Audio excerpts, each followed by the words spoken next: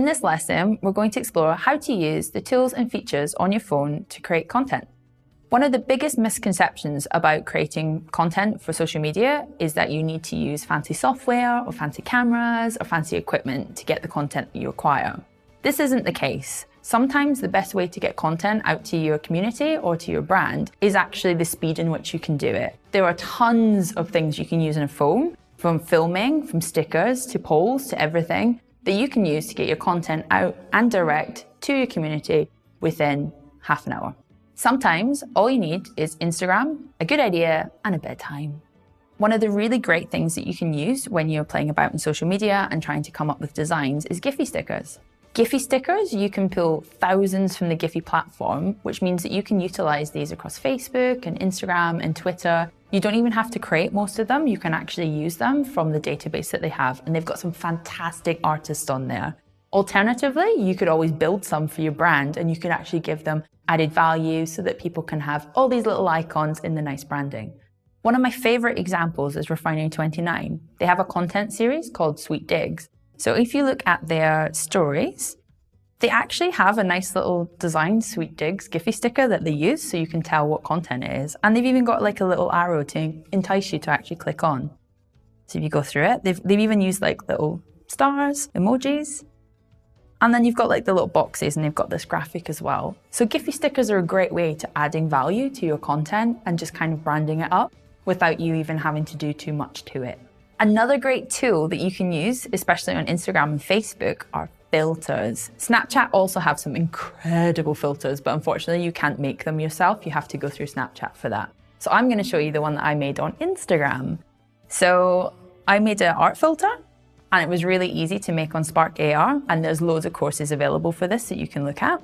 But what you can do is you can browse the effect gallery, and you can actually use some of this to film your content and then put that out on your channel. So you can look at what's trending, and then you can actually color grade your footage, and you can add cool effects as well.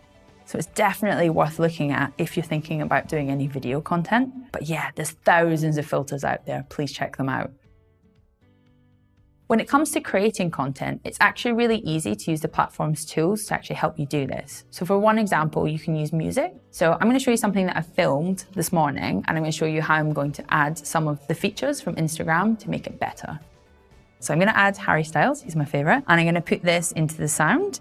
And then I'm going to add a countdown sticker, which means that people can track when I'm actually going to launch my artwork collection on my website, when they can buy it. And then these are just really easy things that you can use on Instagram to create content. And now everybody will know when my art is going to drop.